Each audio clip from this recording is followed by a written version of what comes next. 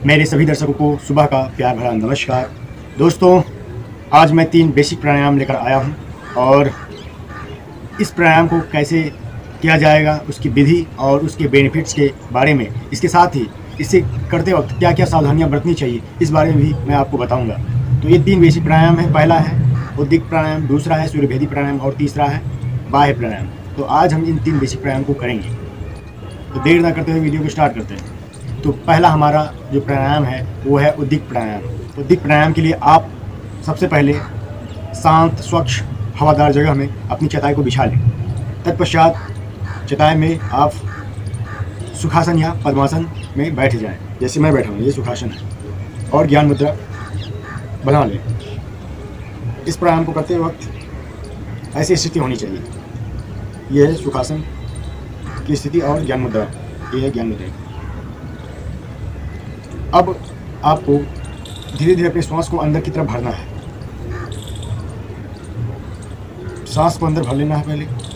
तत्पश्चात अपनी आंखें बंद करके ओम का उच्चारण करना है।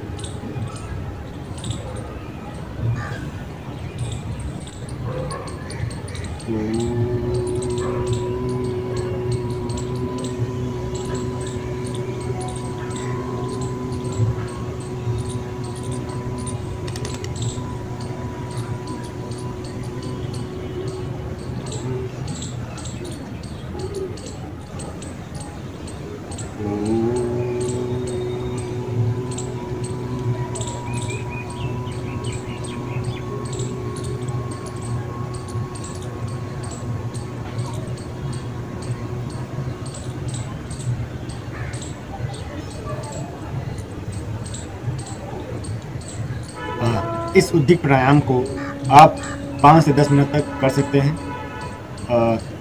इस उद्दीप्त प्राणायाम को ओमकारी जप के नाम से भी जाना जाता है, क्योंकि इस प्राणायाम को करते वक्त हम ओम मंत्र का जाप करते हैं। अब दोस्तों, मैं आपको इस प्राणायाम के लाभ के बारे में बताऊंगा।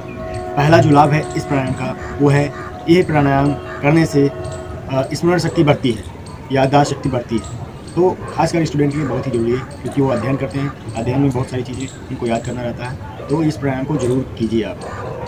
दूसरी जो बेनिफिट है, यह मन और शरीर को संतुलित बनाता है, शांत रखता है। तीसरा बेनिफिट है इस प्राणायाम का, वो है यह उच्च रक्तचाप को सामान्य बनाता है। जो लोग ब्लड प्रेशर की समस्या से जूझ रहे हैं वो इस प्राणायाम को जरूर कीजिए, बहुत ही लाभ होगा।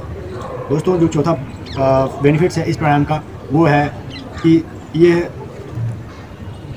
सकारात्मक सोच को बढ़ाता है। हमारे अंदर सकारात्मक सोच को बढ़ाता है। यह आध्यात्मिक और शारीरिक विकास करता है। इसके साथ ही यह वुमेन्स के लिए बहुत ही फायदेमंद होता है।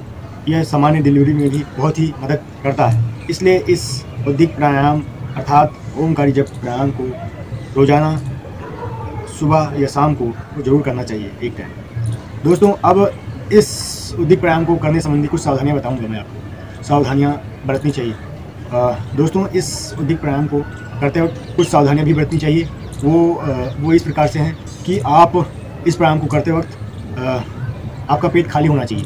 आप खाली पेट ही इस प्राणायाम को कीजिए, और ऐसे जगह ना करें जहाँ पर शोरगुल हो। शांत वातावरण में ही इस प्राणायाम को करना चाहिए। और तीसरी जो सावधानियाँ हैं वो है, इस प्राणायाम को करते वक्त आप ओम मंत्र का जाप करेंगे और उस पर आप अपना विश्वास भी करें। तभी इस प्राणायाम का जो बेनिफिट है वो आपको ज़्यादा से ज़्यादा होगा। अब दोस्तों, हमारा दूसरा जो योगा प्राणायाम है वो है सूर्यभेदी प्राणायाम। सूर्यभेदी प्राणायाम को करने के लिए आप सबसे पहले शांत व स्वच्छ जगह में चटाई या इसी तरह का योगा मैट बिछा लें। तत्पश्चात सुखासन या पद्मासन स्थिति में बैठ जाएं, जैसे मैं बैठा हूँ। इसके बाद अपने बाएं हाथ को, हथेली को, जो पंजा है, घुटने पर ऐसे रख लेंगे, और अपने दाहिने हाथ को कोहनी से मोड़कर, जो ये अनामिका उंगली है आपकी, ये यहाँ जिसको रिंग फिंगर बोलते हैं, ये अंगूठी पहनते हैं, इसमें रिंग फिंगर को, हाथ को कोहनी से मोड़ लेंगे। तत्पश्चात ये अनामिका, जो रिंग फिंगर बोलते हैं, इसको नाक के बाएं छिद्र पे ऐसे रख लेंगे और इस छिद्र को बंद कर देंगे। तत्पश्चात अपने जो रीढ़ की हड्डी, अपने नेक है, गर्दन, उसको सीधा कर लेंगे और दाहिने नाक के दाएं छिद्र से धीरे धीरे सांस लेंगे अंदर की तरफ, और सांस लेकर इसको अंदर की तरफ रोकना है। सांस अंदर भरेंगे, फिर अंदर जितनी देर हो सके इसको रोकना है। तत्पश्चात इसको अनामिका से दाहिने नाक के छिद्र को बंद कर लेना है और बाएं छिद्र से फिर बाहर निकालना है।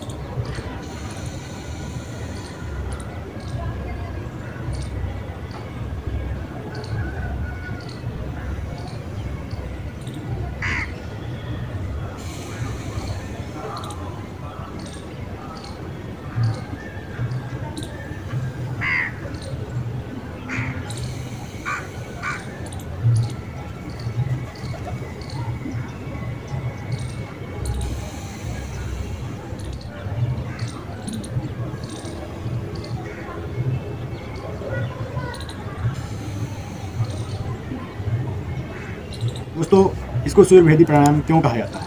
इसकी कुछ वजह है। क्योंकि जो हमारी बाईं नाक है, इसकी जो नाड़ी ऐसा माना जाता है कि सूर्य से जुड़ी हुई है, सूर्य नाड़ी से जुड़ी हुई है, जिस वजह से इसे सूर्यस्वर भी बोला जाता है, सूर्यस्वर प्राणायाम भी बोला जाता है, जिस कारण इसका नाम सूर्यभेदी प्राणायाम पड़ा। तो ये वजह है इसके नाम। दोस्तों, इस सूर्यभेदी प्राणायाम के बेनिफिट्स क्या क्या हैं? तो इसके बहुत सारे बेनिफिट्स हैं।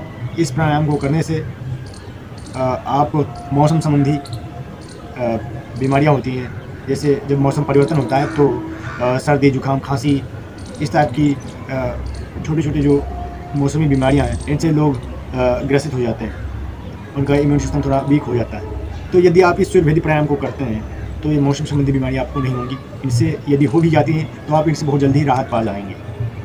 और जो दूसरा फ़ायदा है, इस सूर्यभेदी प्राणायाम को करने से जो मानसिक तनाव है वो कम होता है, साथ ही सकारात्मक सोच में विकास होता है, और जो आपका फेफड़ा है वो हेल्दी बनता है।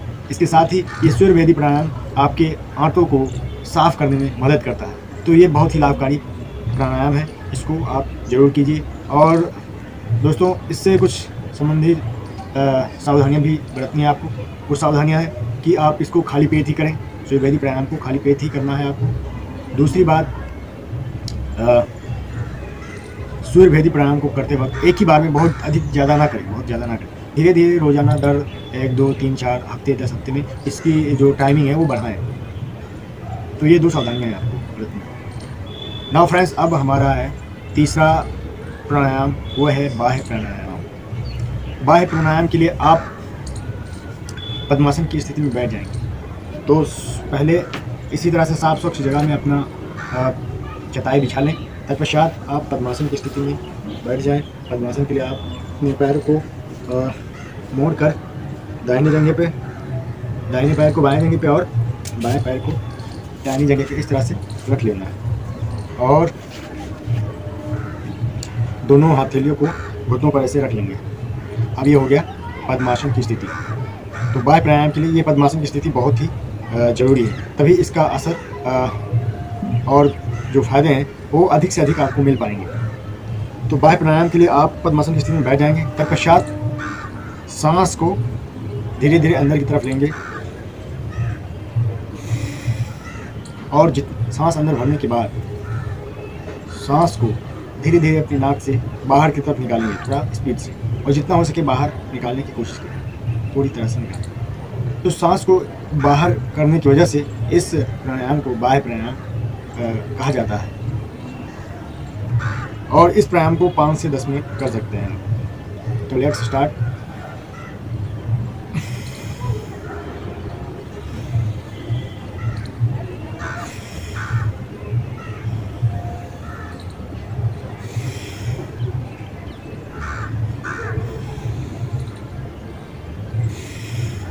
तो दोस्तों, ये हो गया हमारा बाह्य प्राणायाम। दोस्तों, बाह्य प्राणायाम को बाहरी सांस का योगा भी कहते हैं, क्योंकि इस प्राणायाम को करते वक्त सांस को बाहर छोड़ना होता है, जिस वजह से इसे बाह्य प्राणायाम कहा जाता है। बाह्य प्राणायाम के कई सारे लाभ हैं। जो पहला लाभ है, बाह्य प्राणायाम यदि आप करते हैं तो पेट के संबंधी सारी बीमारियां वो दूर हो जाती हैं। दूसरा जो फ़ायदा, सबसे महत्वपूर्ण फ़ायदा है, वो है शुगर संबंधी रोगों में ये बहुत ही लाभदायक होता है। जो लोग शुगर से पीड़ित हैं या जिनको शुगर हो गया है, वो ये बाह्य प्राणायाम जरूर करें।